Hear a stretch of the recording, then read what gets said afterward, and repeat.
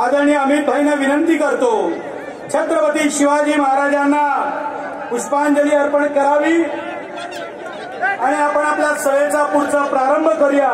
मी संजय भाईंना 2 मिनिटं अडवतो। आदरणीय आशिष शेलारजी, पियुष गोयलजी, आदरणीय रामभाऊ, सर्व मान्यवर हे छत्रपती शिवाजी महाराजांना पुष्पांजली या ठिकाणी अर्पण करतील। महाराज